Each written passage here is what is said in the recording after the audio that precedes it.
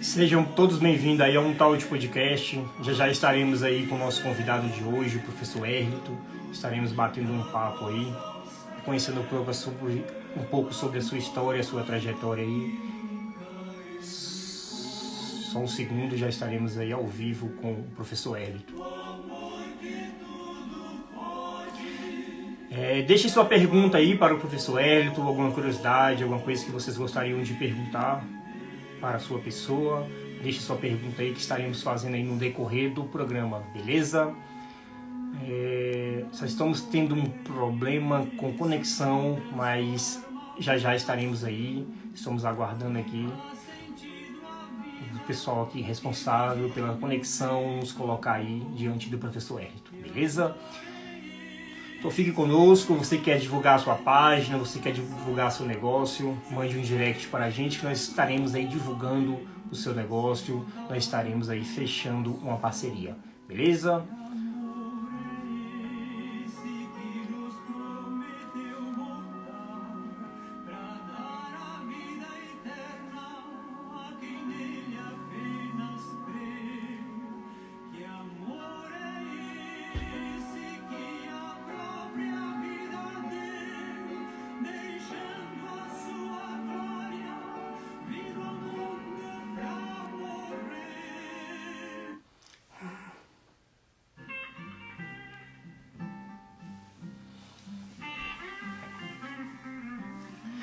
Fique conosco, já estaremos aí com o professor Hérlito.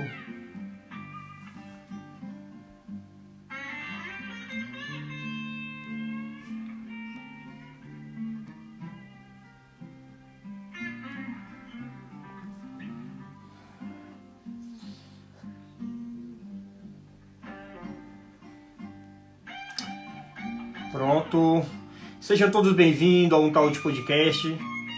Estaremos aí dentro de segundos aí com o professor Hérlito. Vamos estar aí conversando e conhecendo um pouco mais sobre a sua história. Agora foi.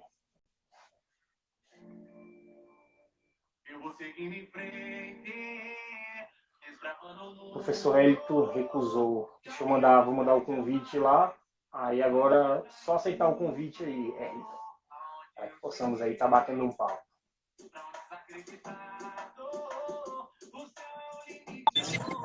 Pronto. Agora sim. Deu um pouquinho de trabalho, mas deu certo, né? Tá conseguindo me ouvir? Tô te ouvindo. Pronto. Eu acho que se eu colocar um fone melhora, né? Melhor. Com fone melhor? Melhor. Então deixa eu pegar rapidinho aqui. Fique à vontade. Então é isso, pessoal. Estaremos agora aí com o professor Hérlito, convidado de hoje.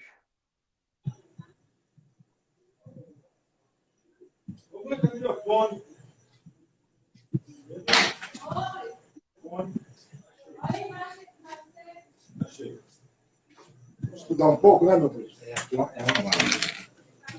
Sejam bem-vindos, pessoal, a um tal de podcast. Estamos aí hoje com o professor Hérlito.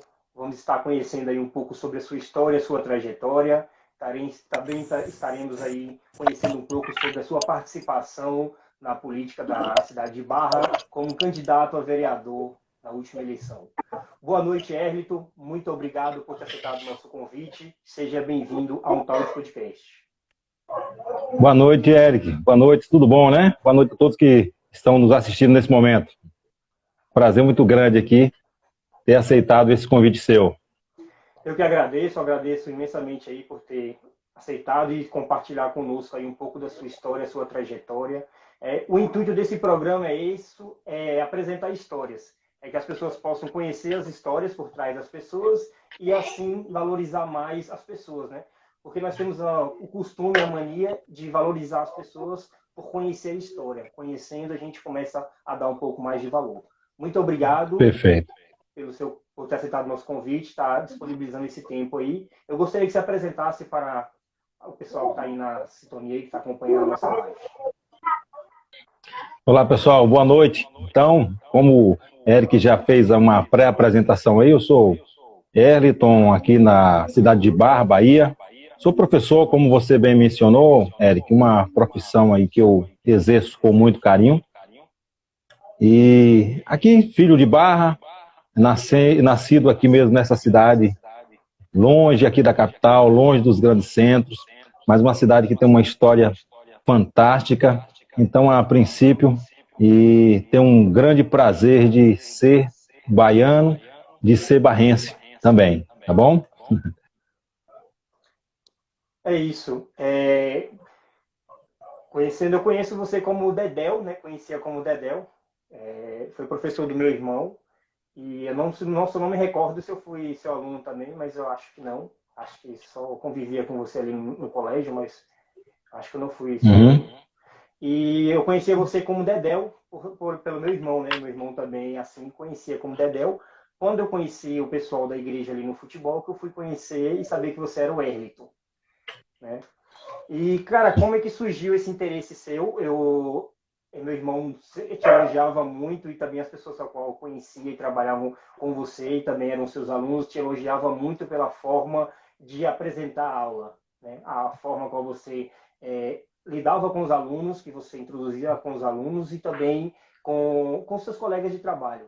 Como que surgiu esse interesse em virar professor e uma profissão a qual você, de passagem, exerce muito bem?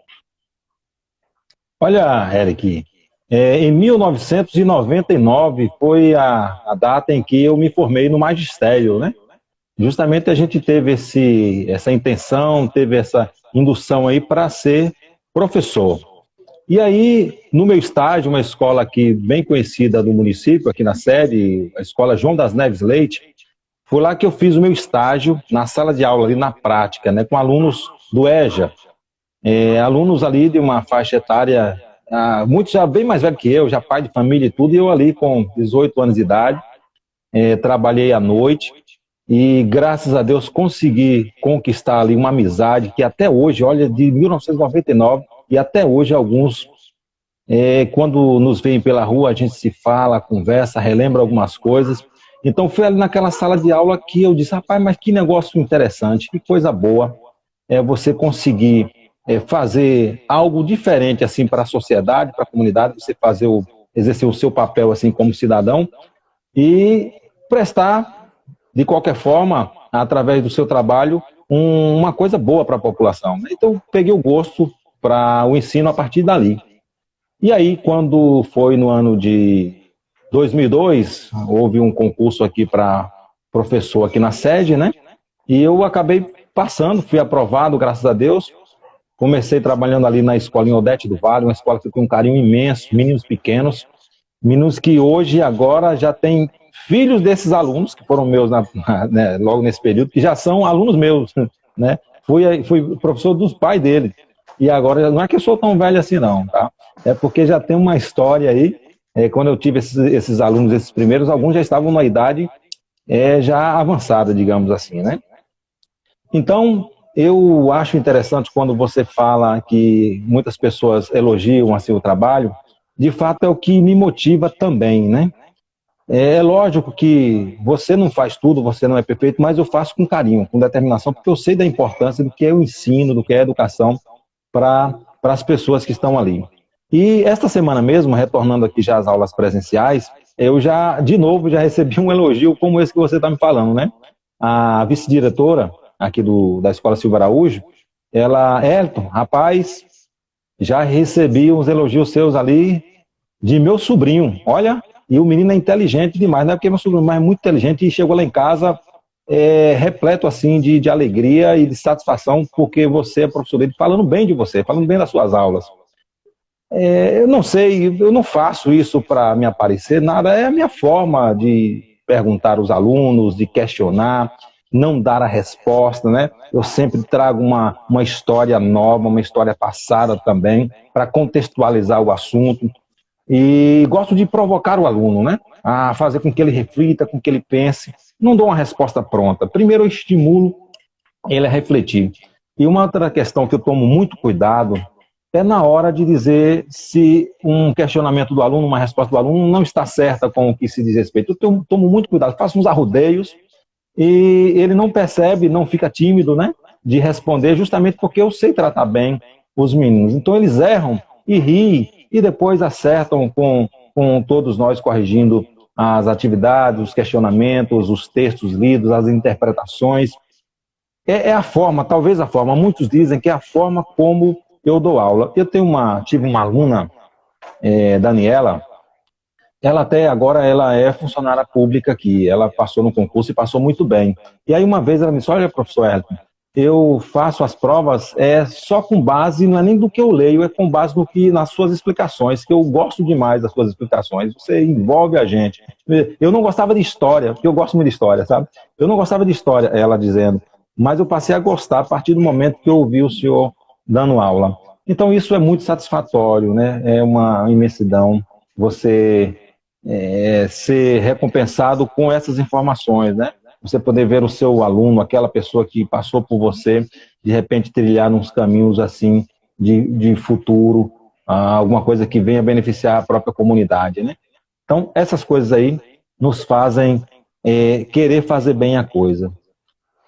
Um dos momentos, só para concluir, um dos momentos mais marcantes nessa faixa como professor, um dia eu nunca me esqueci disso. Eu estava no telhado de casa, consertando remendando umas telhas ali, e aí eu recebi uma ligação de uma coordenadora de uma pessoa muito conhecida minha, querida minha também, da Secretaria da Educação, me convidando para representar os professores de uma abertura de uma conferência que iria ter. E aí me disse, olha, você já sabe por que é que eu estou te escolhendo, já sabe por que é que a gente escolheu você, né? Pelo seu trabalho, pelo seu compromisso, sua responsabilidade, todo mundo sabe como é que você faz. Então aquilo me deixou emocionado, né? Poxa, que bom que eu estou fazendo um trabalho que as pessoas estão gostando. E é isso aí. É interessante você falar a questão de como você trabalha, né, com cada aluno, como você lidar com a turma para o aprendizado.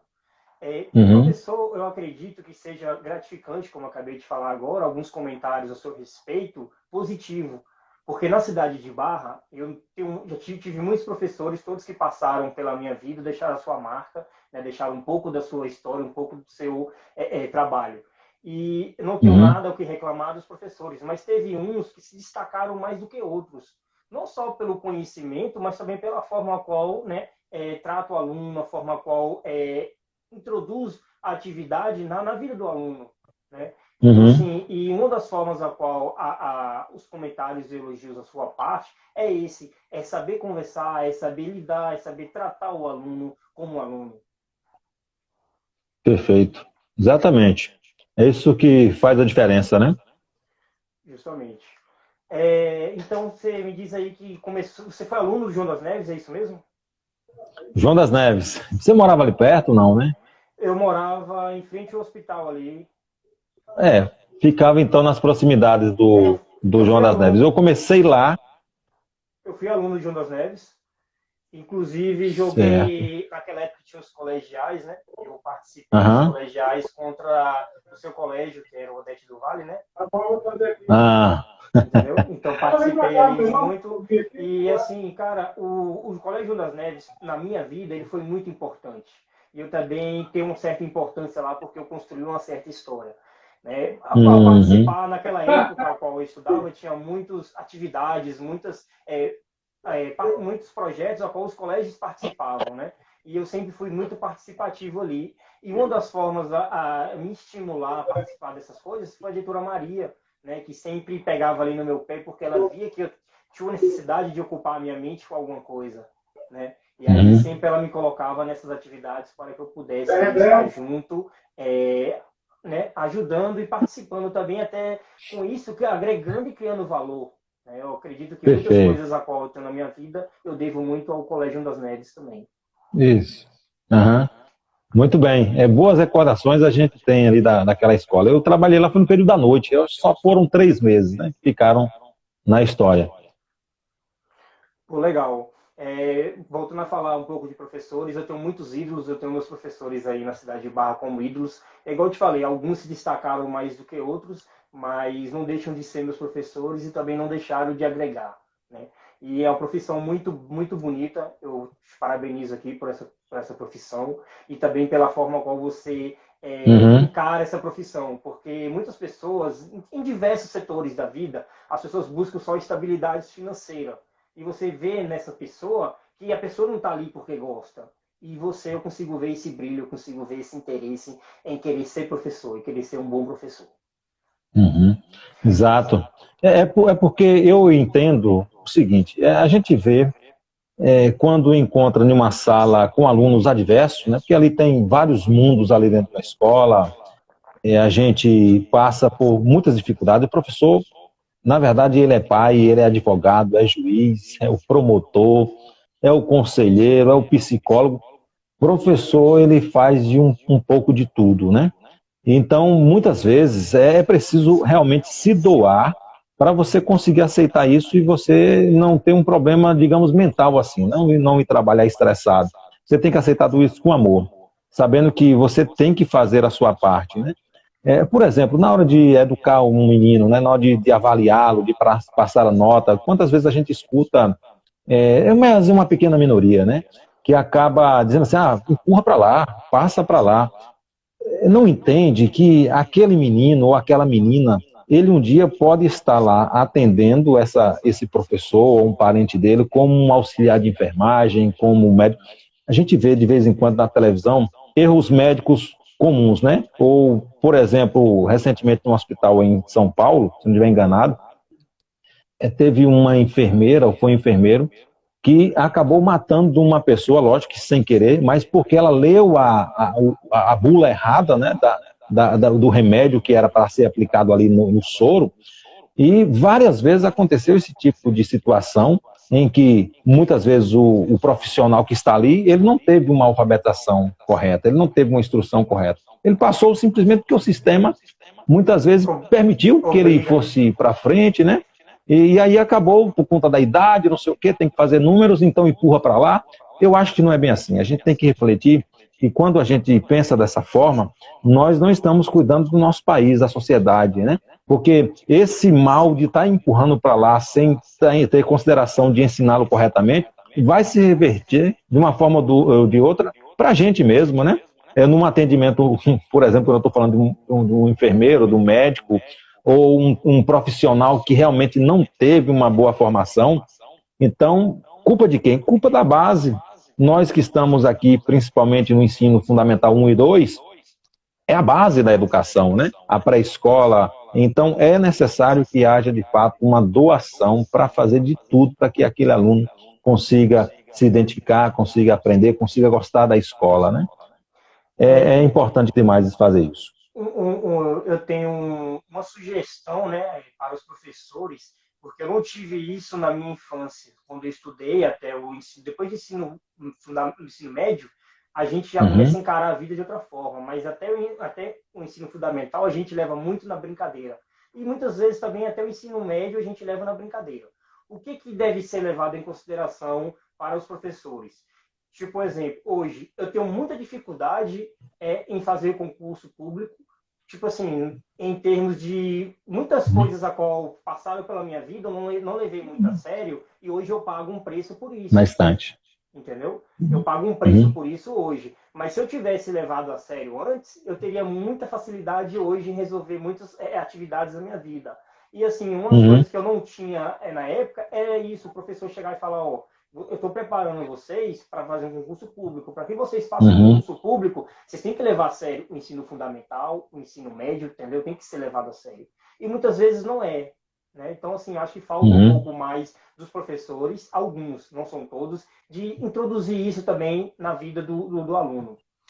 Uma uhum. pergunta também que eu gostaria de fazer como professor, o que o senhor gostaria que melhorasse, o que o senhor gostaria que o Estado fizesse para os professores em termos de ser professor, de dar aula, estrutura, salário? O que o senhor pensa assim, em relação a isso? Pensando na melhoria da educação, a gente tem que pensar num todo, né? Desde o pagamento do professor de uma forma, Justa? digamos, a valorizá-lo, né? Dando um salário digno ali para que ele possa se dedicar àquela profissão. Mas devemos entender também que não se resume apenas nisso. A educação não vai consertar se pagar um professor R$ 50.000, todos os professores. Não vai melhorar.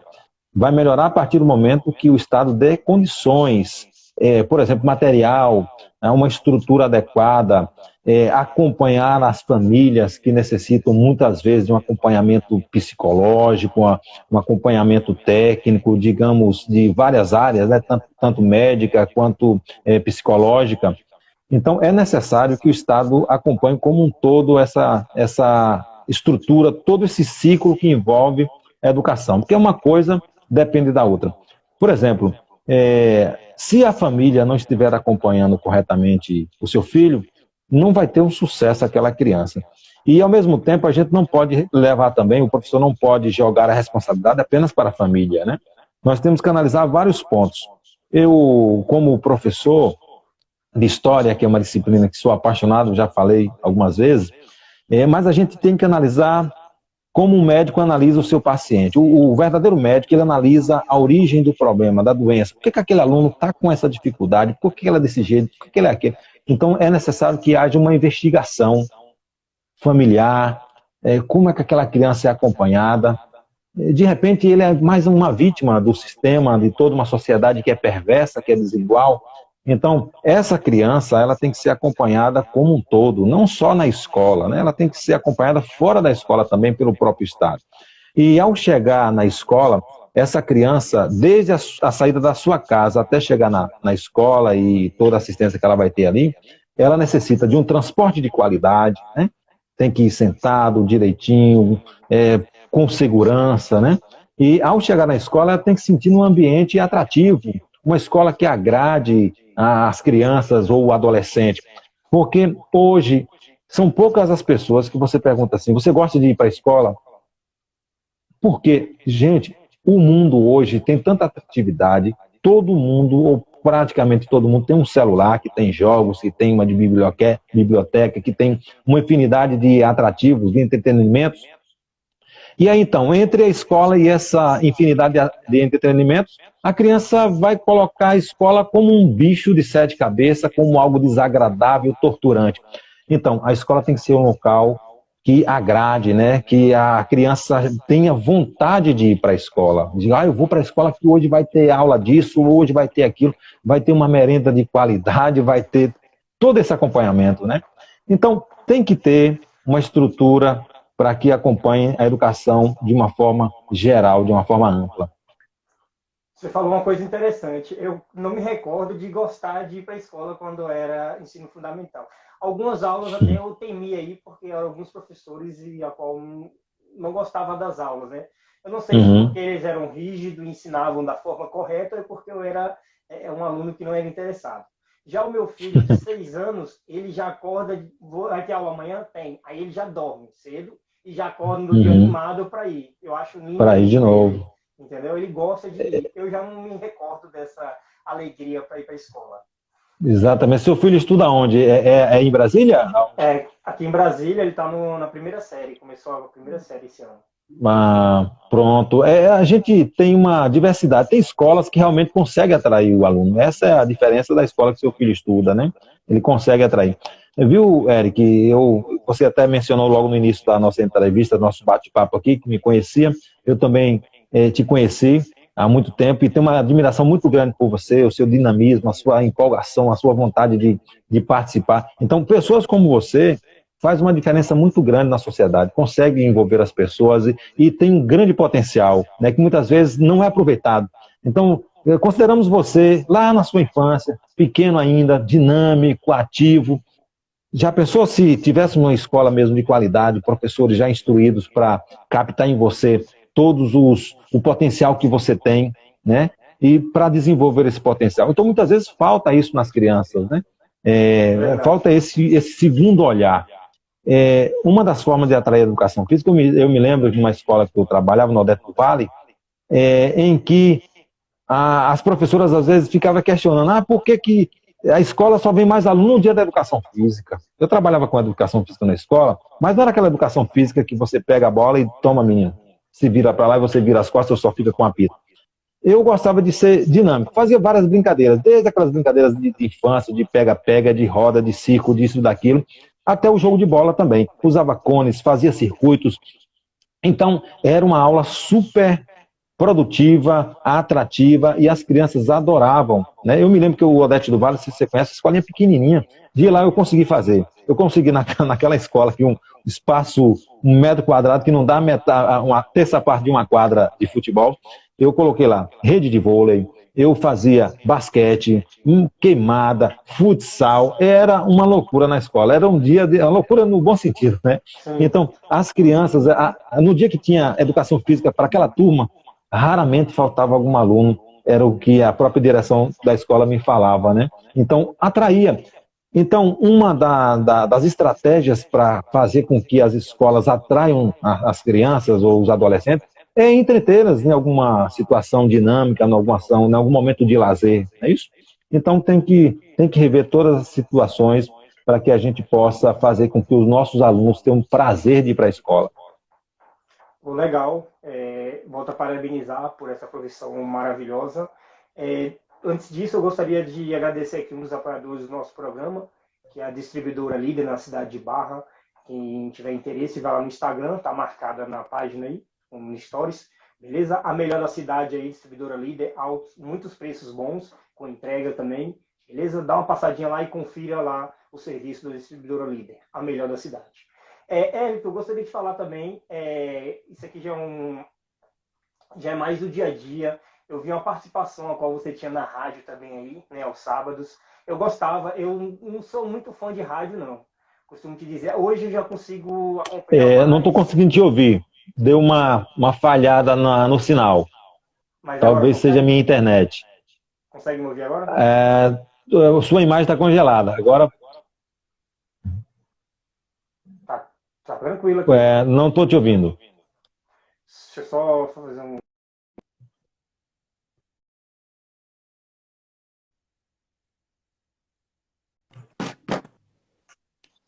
Consegue me ouvir agora?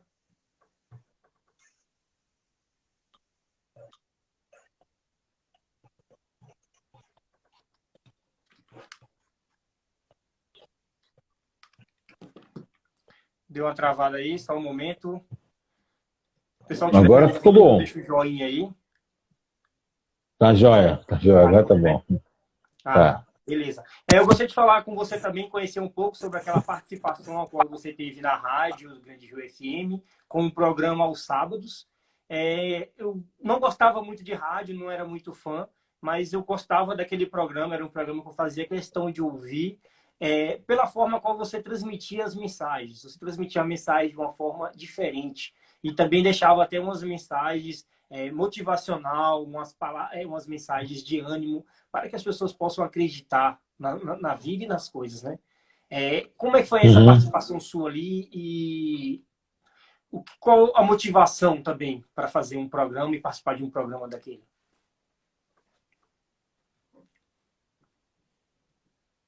Eu não entendi. Você está falando de um programa que eu fazia? Na rádio, aos sábados, alguns programas se faziam aos sábados.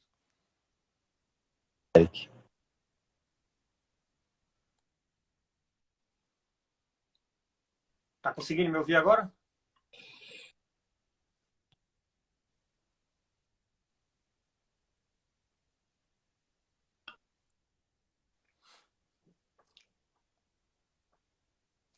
Deu uma travada. Eu não sei se você... Deixa eu tentar recapitular aqui a pergunta. É sobre um programa que eu fazia na Grande Rio, é isso? Eu não entendi. Isso, aos sábados. Eu gostava muito daquele programa pelas mensagens motivacionais e as mensagens também que você deixava ali para os ouvintes da rádio, como uma forma de acreditar, de incentivar as pessoas. Estamos tendo um problema com conexão, mas deixa eu ver aqui. Consegue me ouvir agora? Nossa rede não está colaborando.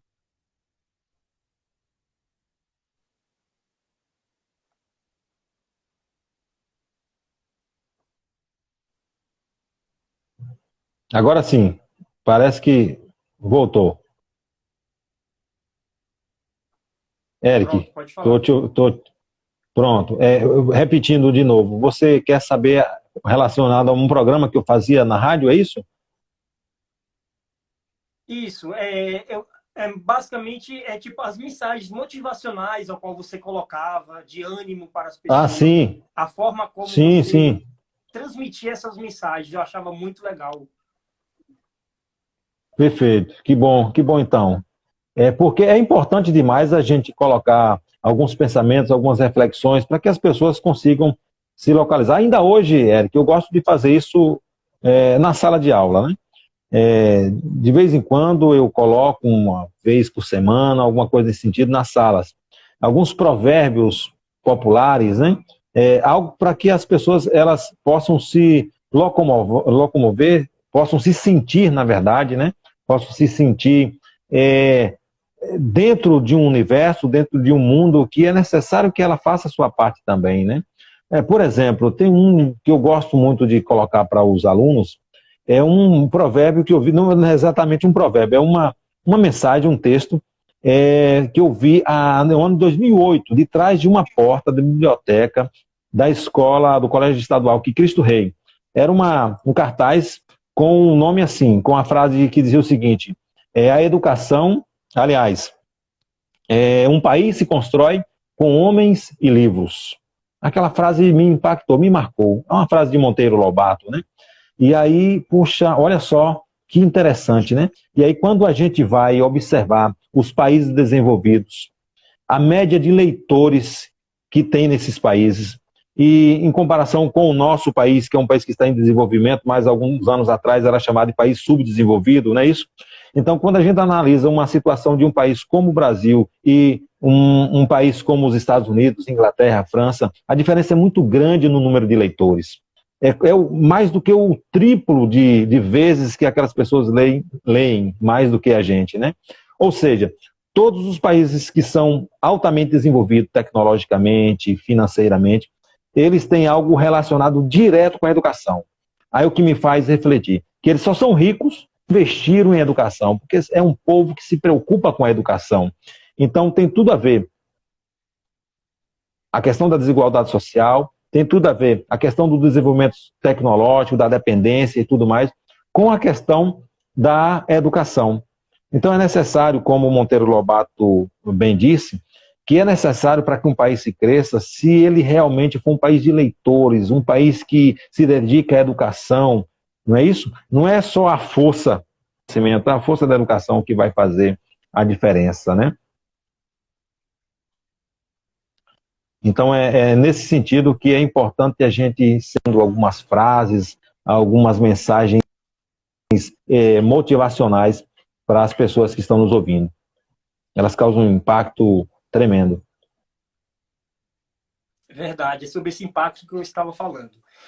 Eu gostaria também, Edu, de conhecer um pouco mais sobre a sua candidatura. Vendo você, eu nunca vi esse interesse, mas eu também sempre vi a necessidade de ter você como uma pessoa para representar o nosso Eu não estou município. conseguindo te ouvir. Eric, você Falando um pode pouco, repetir? posso Sim. assim, falando um pouco sobre a sua participação na política, eu, como amigo, como próximo ali, eu não conseguia ver você fazendo nada para barganhar ou ganhar mídia para entrar em um cargo político. Mas eu vi em você, Certo. sim, o potencial como pessoa e para transmitir lá dentro da Câmara ou dentro da política algo que nos representa. Eu gostaria de entender como é que surgiu esse interesse em você entrar e a sua participação.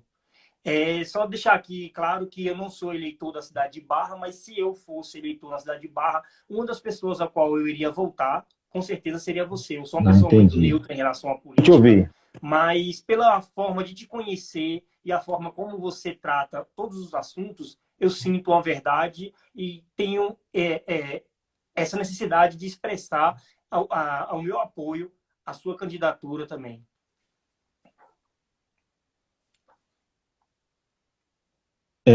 Eric, eu não consegui entender muito bem a pergunta, né? O seu questionamento. Não sei se você pode repetir só o finalzinho aí, porque agora parece que ficou bom a sua imagem. Não, então, Congelou de novo.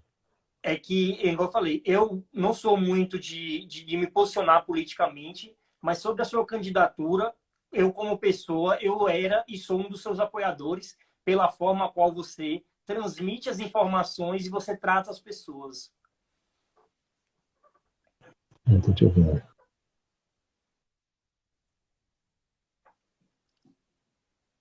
Deu uma falhada, né? Falhou. Tá A mostrando nossa como aqui. internet hoje não tá me ajudando aqui. A internet não está me ajudando hoje. Tá. Deixa eu só concluir de novo, se vai dar. Igual eu tô falando, eu sou meio neutro na questão de política, não gosto de me posicionar, mas sobre a sua candidatura aí como vereador, eu me colocava como um apoiador seu. Pela forma como Uhum. você trata as pessoas e como você lidar com seus trabalhos, com suas coisas, muito levado a sério. Certo. Entendi. Eric, em primeiro lugar, gostaria, inclusive, de novo, de te agradecer pelo apoio que você fez. Foi tremendo, né? Assim como o seu apoio, também recebi de muitas outras pessoas que têm uma grande audiência na internet, né? Pessoas conhecidas aí, e que eu não esperava e, de repente, passaram a me apoiar, a falar bem de mim. Então, foi a parte muito positiva. Primeiro, eu fui convidado para trabalhar na Secretaria de Educação, e lá eu estava exercendo o cargo de diretor de departamento. E uma das principais funções que eu exerci foi a questão do transporte escolar. E esse cargo me fez conhecer o município por inteiro, né?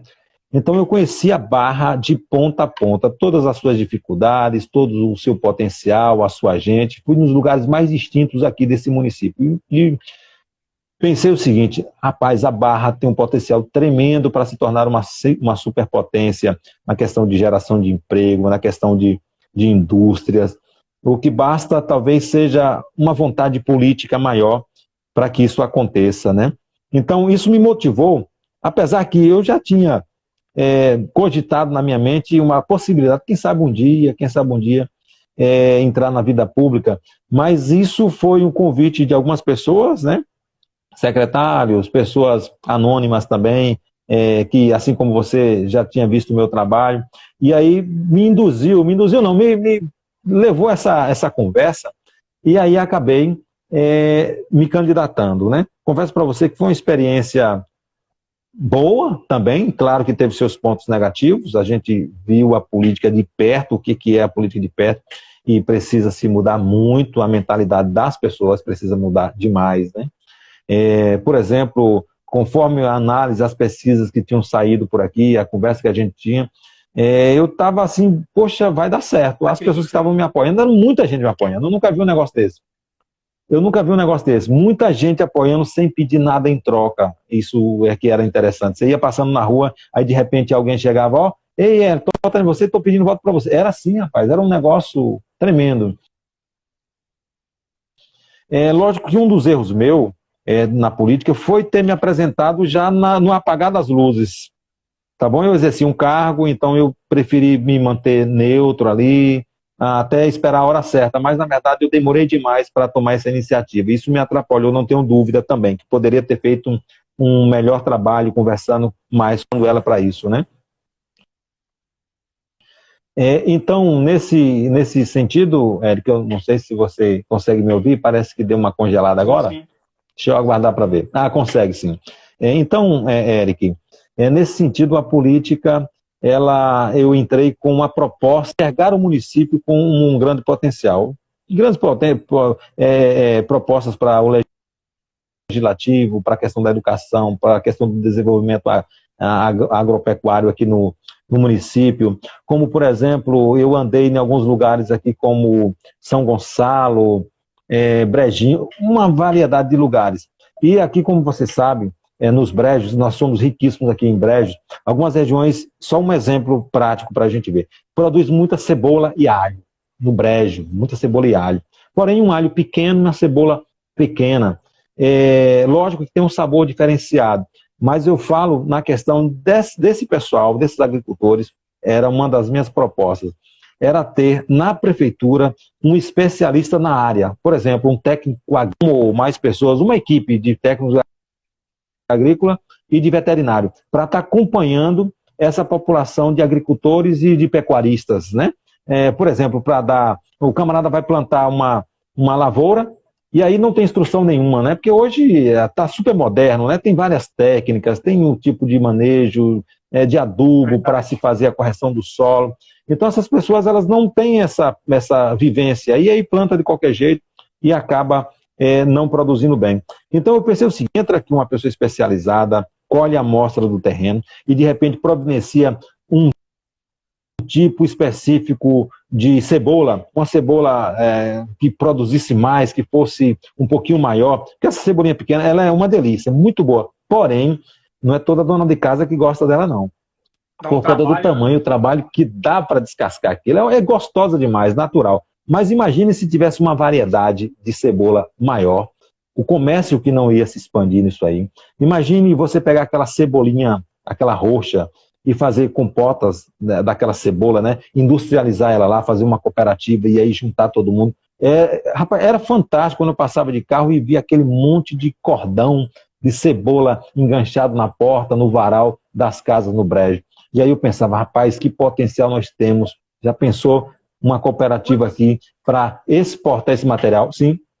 quantas cidades na região da Bahia e do Brasil também gostaria de ter a terra que nós temos aí na Barra e também a Sim, quantidade de água que perfeitamente. nós temos aí, né? E nós temos e não Exatamente. sabemos usar. Acho que a palavra certa é Uhum. essa, não sabemos usar. E como você falou, Perfeito. precisamos de estrutura, precisamos de pessoas com conhecimento para nos ensinar a usar, né? Para que a gente possa Uhum. produzir mais. A Barra, ela tem, eu acredito e afirmo isso, como vai ser mais uma afirmação do que acreditar, que a Barra tem um potencial para se autossustentar na área de folhagem, como, né, Tem. grãos, como plantações, milho, melancia, Legumes, verduras, legumes, né? Então, eu frutas, acredito que tem muito perfeito. potencial, mas não é isso que acontece na prática, né? Uhum. É verdade, a gente percebe, eu acabei de vir do Verdurão, não tem uma banana no Verdurão que é da Barra, um tomate, não tem nada nos verdurões daqui que seja produzido aqui nesse território, quase, se eu não estiver enganado, mais de 300 quilômetros de orla, de rio, dois grandes rios fazem parte aqui do nosso território, uma quantidade imensa de lagoas e de brejos, né? É fantástico o nosso potencial agrícola, que, como você bem falou, Eric, não é aproveitado, né? De forma a dar digamos assim, um poder aquisitivo para a nossa população, um maior investimento. Agora também, Everton, alguns amigos aqui, a gente, barrense, a gente acaba divulgando a nossa cidade para algumas pessoas, né? Ah, que nossa cidade tem Uhum. 2 rios, que nossa cidade lá tem a cabeça do touro e o farol da barra. Acabou, Só sabe? isso? Acabou.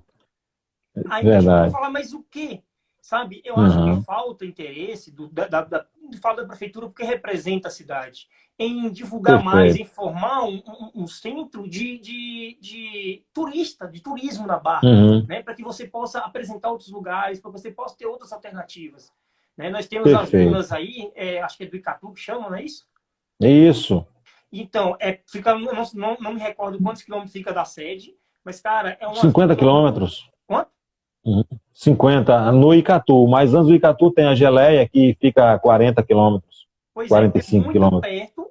Daria para a Uhum. prefeitura incentivar o turismo naquela região, de você Perfeito. começar a fazer ações para que você modifique essa forma de ver a cidade.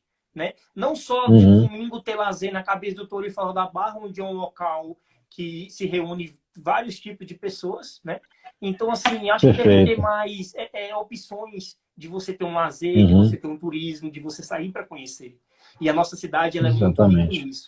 Eu acredito também, Hélito, que você deve ter ficado desanimado com as falsas promessas de apoio, né?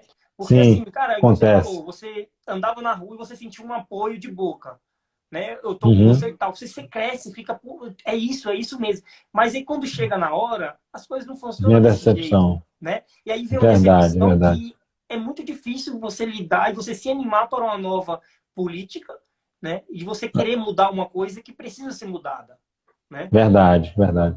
E nisso que você falou, a questão da decepção, acontece, eu dei uma rodada aqui na cidade, na véspera, né? Não foi para comprar, não foi para. Porque é o que a cidade faz. vários bairros da cidade. Eu nunca vi um negócio desse, não. Eu só ouvia falar de boca, mas eu vi isso, eu estava acompanhando.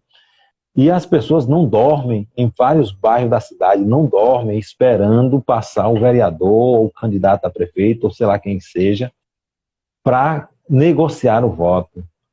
Então isso assim me deixou, sabe, arrasado. Eu digo, rapaz, que negócio é esse? Sabe assim, se sentir um peixe fora d'água?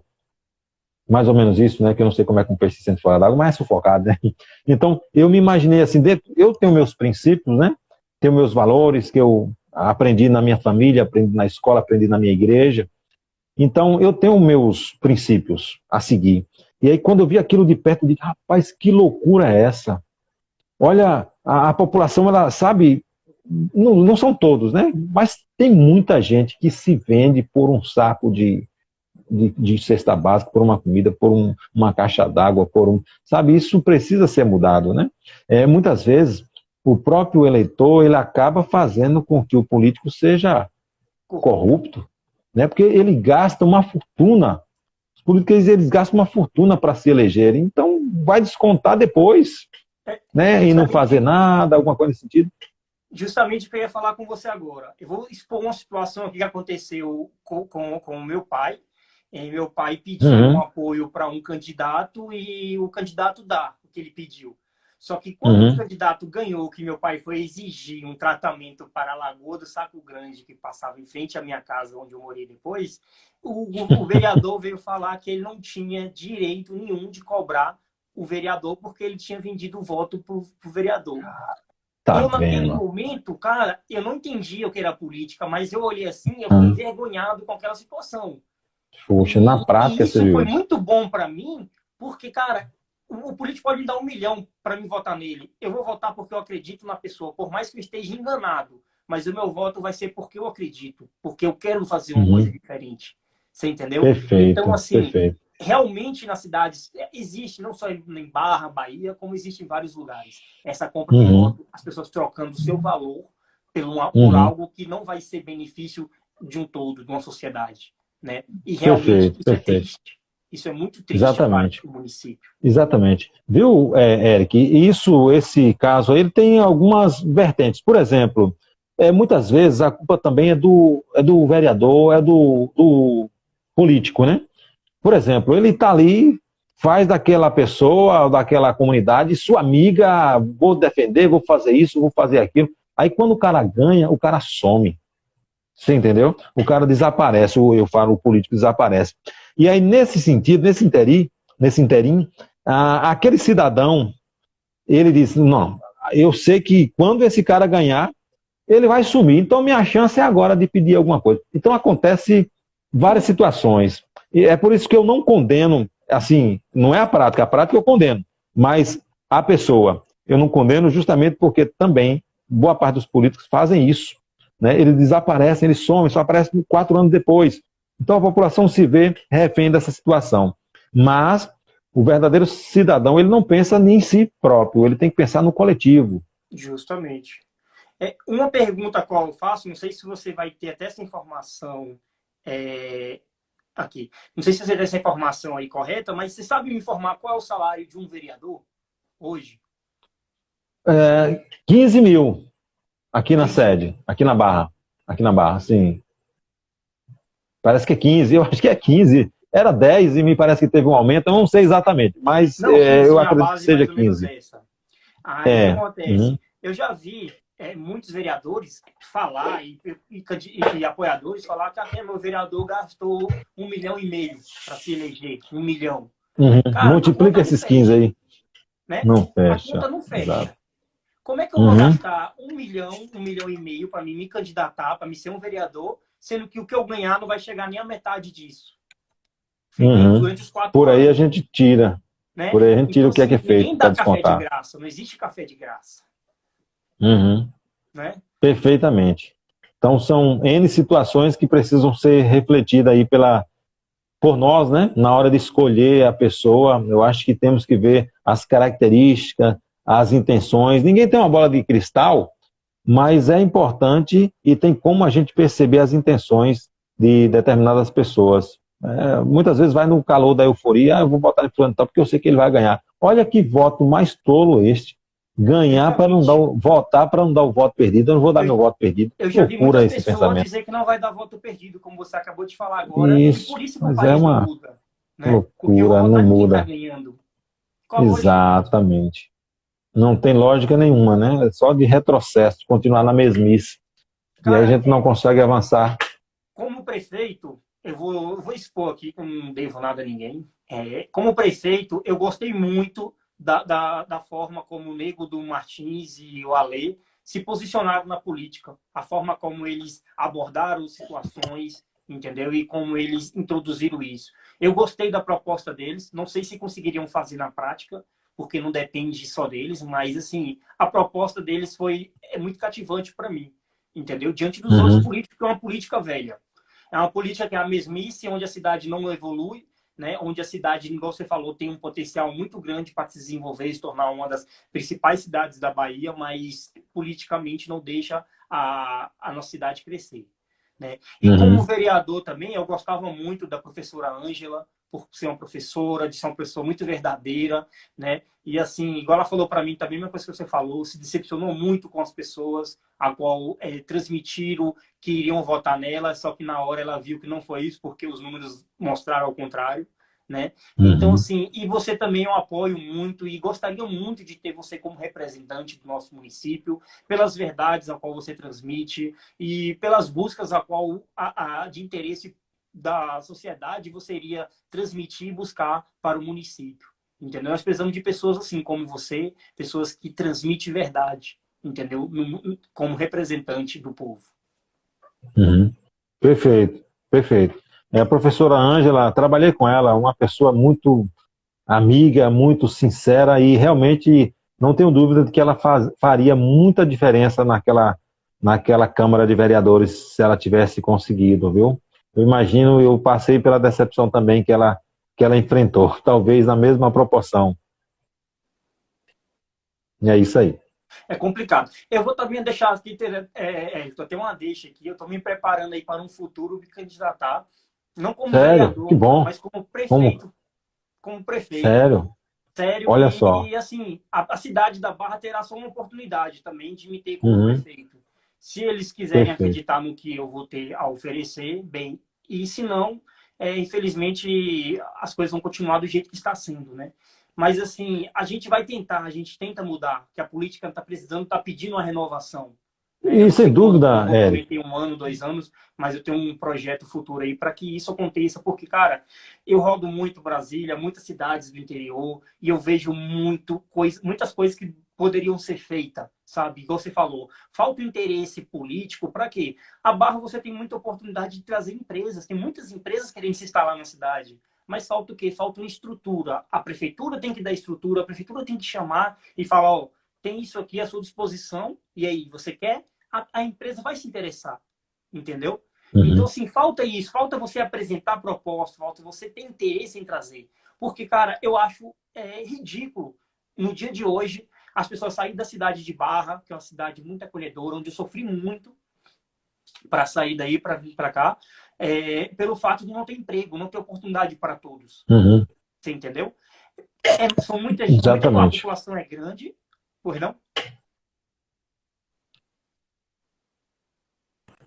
a população ela é grande, entendeu? Então, assim, eu acho que não tem necessidade hoje das pessoas saírem para fora para buscar uma oportunidade de vida. Eu acho que precisa ser investido em um município para que Exatamente. as pessoas Quantos, fiquem e né? volte, né? Pode falar.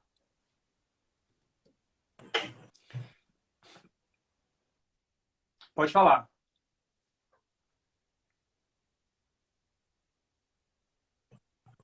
Consegue ouvir?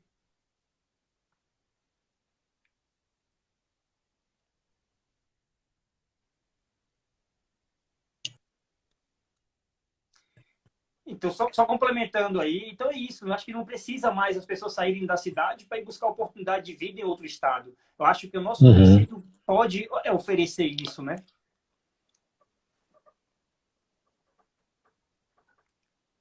Uma travada agora, eu não consegui te ouvir. Não, a complementação é essa mesmo, é de que as pessoas não precisem Uhum. mais sair do nosso município para buscar oportunidade em outros Sim, sim, municípios. entendi. Perfeito. Olha, quando você fala, Eric, na questão de uma candidatura, de uma possível candidatura, na verdade a Barra está precisando já, digamos, olhar para o futuro.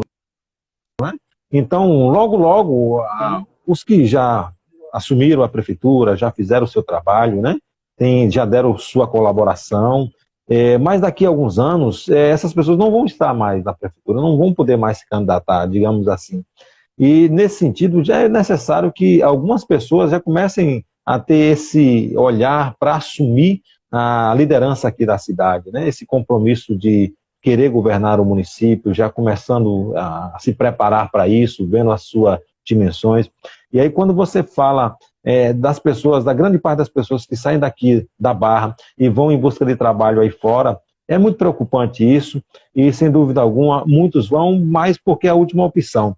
E nesse sentido da força política, da vontade política, é necessário colocar esse potencial que a Barra tem em uma vitrine para o mundo, né? O mundo precisa ver, os grandes empresários precisam ver o potencial que essa cidade tem em todas as áreas, do turismo, como você falou, na questão da pesca, da agricultura, na geração de outras indústrias. A gente tem que aproveitar esse potencial.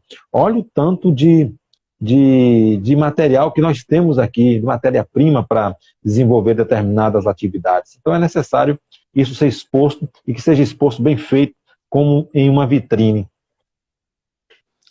verdade, verdade. Cara, só para complementar, gostaria mesmo de agradecer você por ter participado conosco aí, ter compartilhado essas coisas mais íntimas sobre você, né?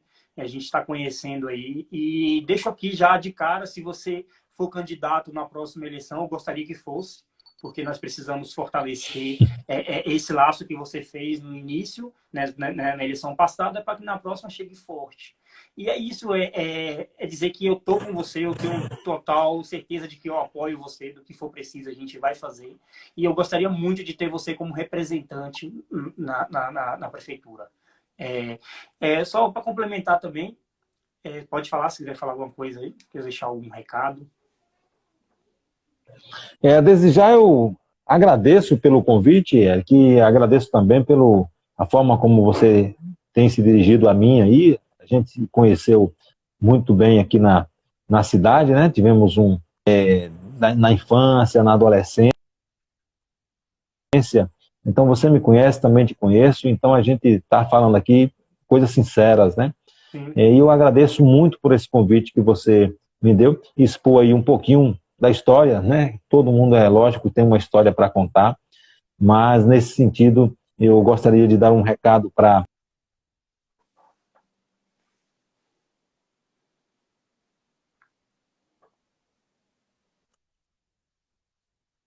sonhos, tá bom? Tudo é complicado, muitas vezes é difícil.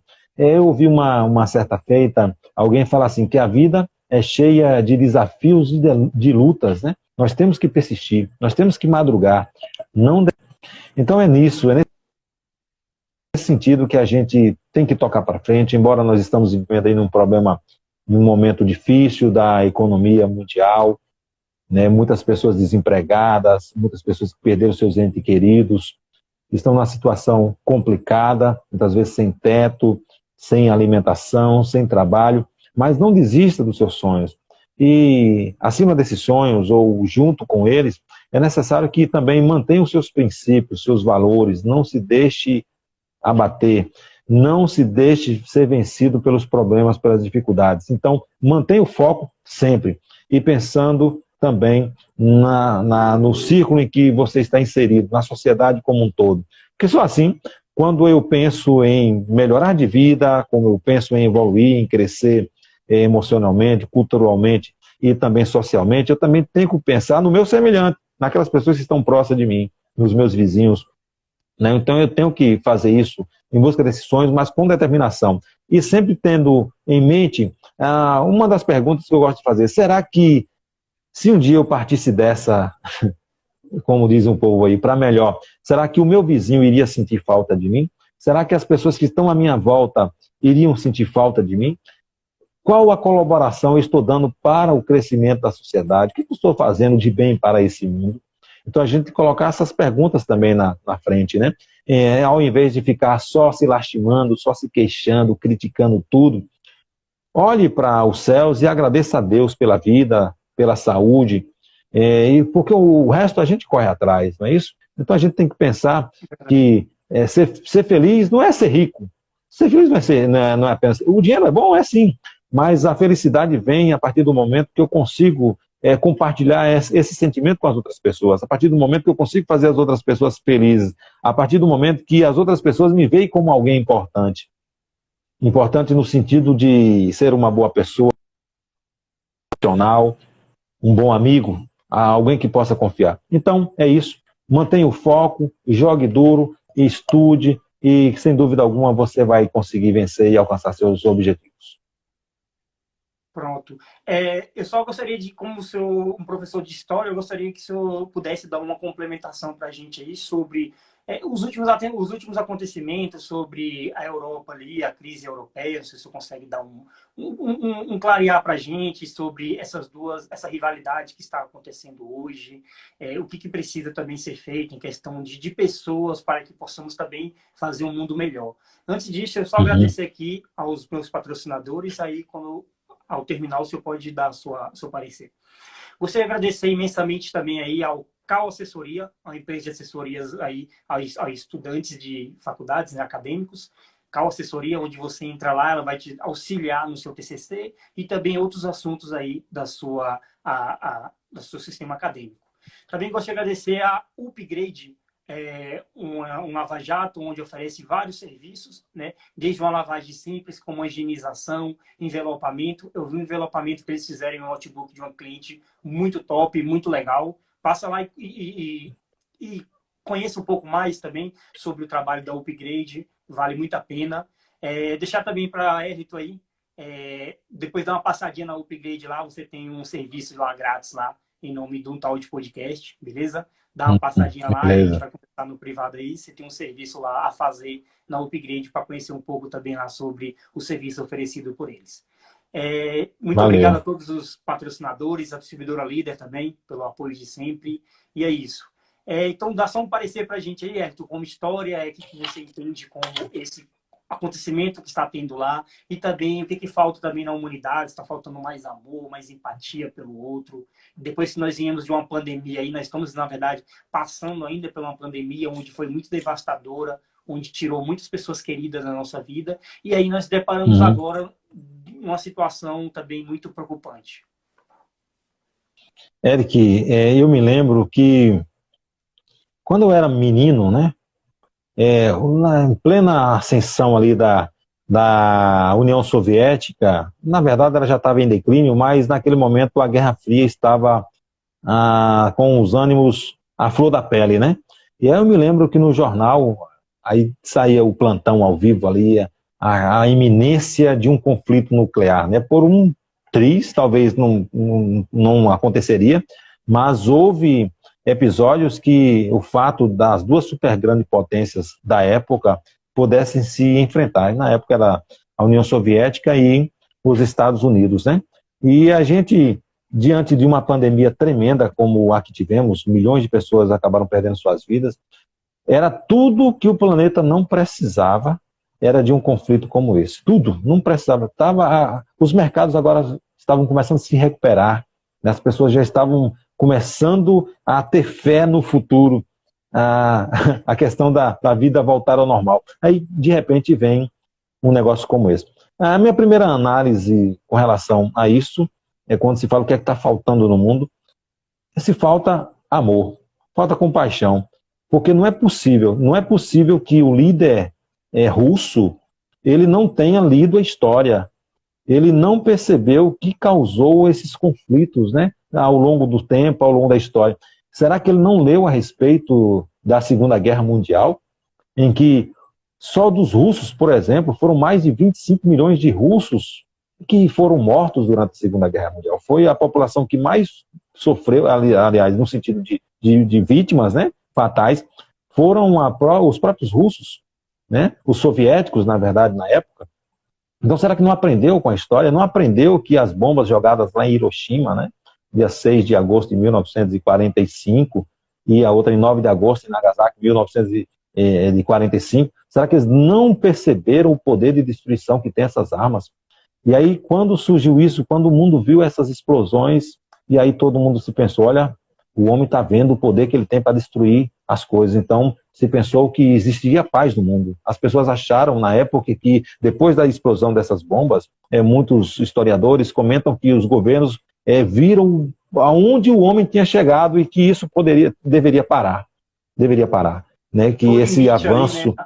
Foi o limite. Né? Poxa, olha, milhares de pessoas morreram só na explosão lá em Hiroshima e, se eu não estiver enganado, mais de 100 mil pessoas na outra explosão também. 2 bombas atômicas apenas.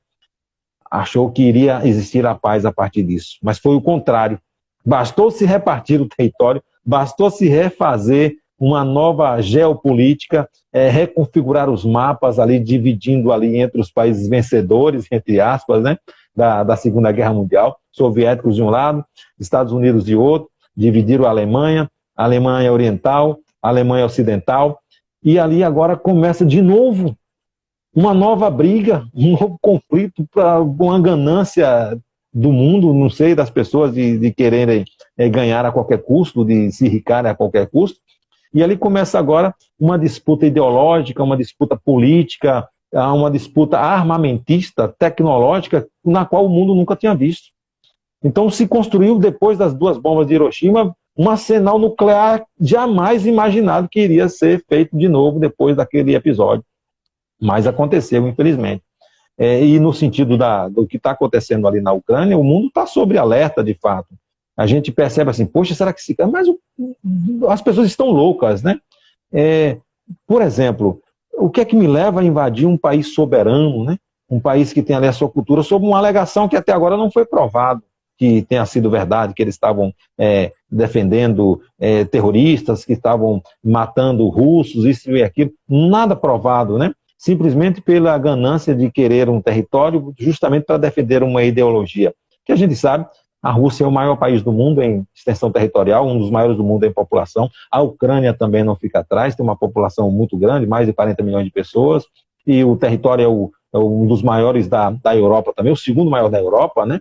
Então, um território muito grande. A Ucrânia é um território riquíssimo em recursos naturais, ferro, bauxita, cobre, esses materiais que é vendido para o mundo, né? E aí, de repente, aquela população que, infelizmente, passou por muito tempo digamos assim, sendo maltratada, passando por uma desigualdade social muito grande, também os ucranianos, estavam superando isso com esse novo presidente, né? Estavam respirando novos ares de liberdade, de crescimento, de progresso, e aí de repente vem um governo como o de Putin e invade aquele país de uma forma assombrosa. Agora mesmo, hoje, né, aconteceu um prédio residencial foi bombardeado e ali algumas pessoas vieram a morrer. Então, imagine, eu não me consigo imaginar o sofrimento que aquelas pessoas estão passando.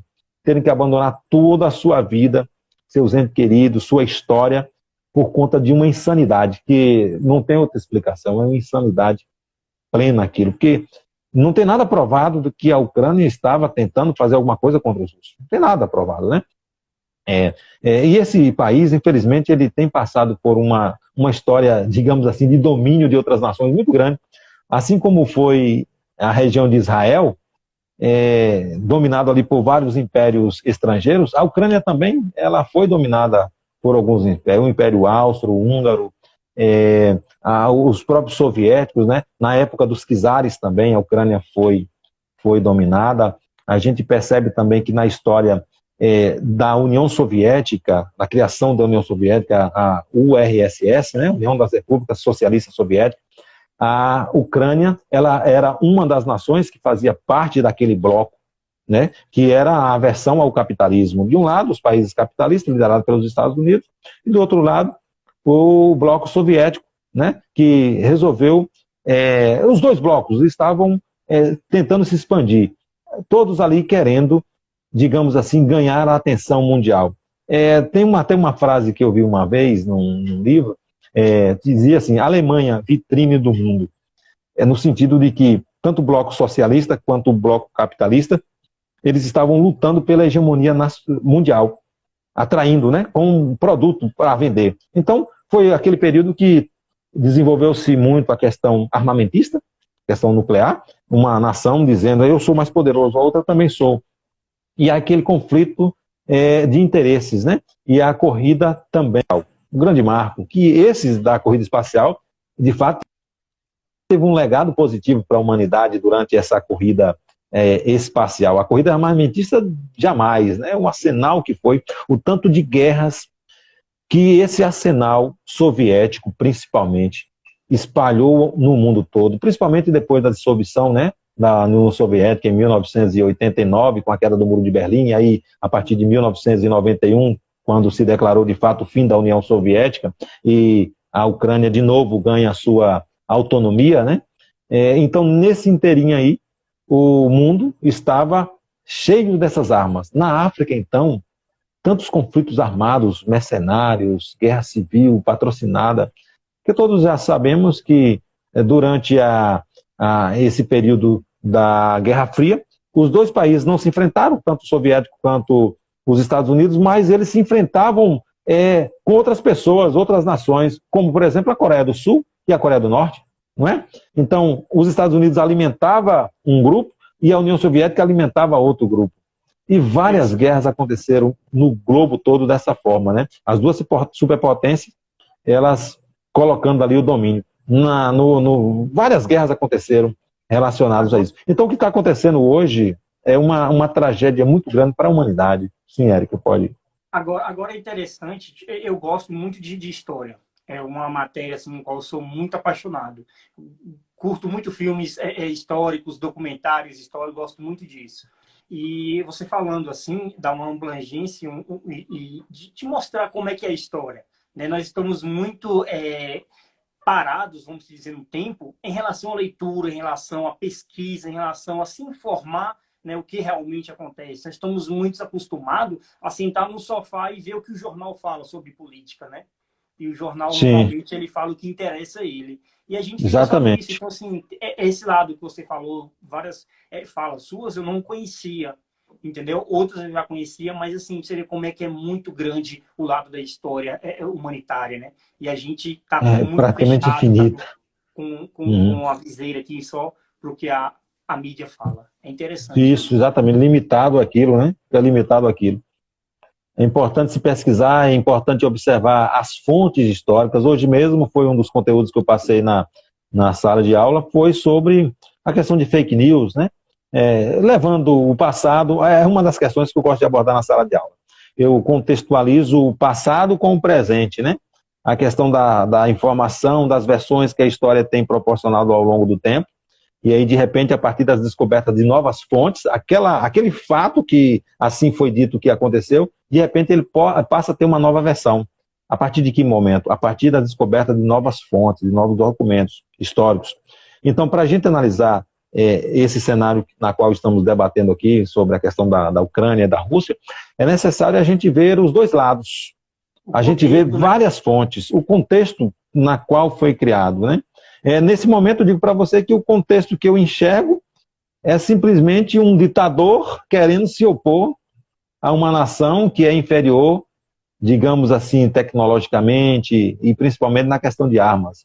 Inclusive, esse armamento nuclear que a Rússia diz que tem, acaba fazendo o mundo de refém. Por que os Estados Unidos não interessa? Muita gente eu escuto direto, rapaz, por que os Estados Unidos vai lá e bombardeia logo a Rússia? Em primeiro lugar, não são todos os russos, talvez não seja nem a maioria da população que estão a favor desse conflito, né? Eles também são vítimas nesse caso, né? Pode estar acontecendo, pode acontecer isso. Então não era inteligente ou racional chegar lá e mandar uma bomba e acabar com tudo. Isso não pode acontecer. E no outro sentido é que a própria Rússia também ameaça as outras nações próximas ali, né, de fronteiras principalmente. Tem mísseis de longo alcance, mísseis intercontinentais, então o mundo todo está aflito. Porque se as outras nações intervirem militarmente nesse conflito, Eu sei que a Rússia vai ser a mais prejudicada, eu sei que vai ser ela, vão ser os russos, como já estão sendo agora também, né? Mas a humanidade todinha acaba pagando a conta com isso.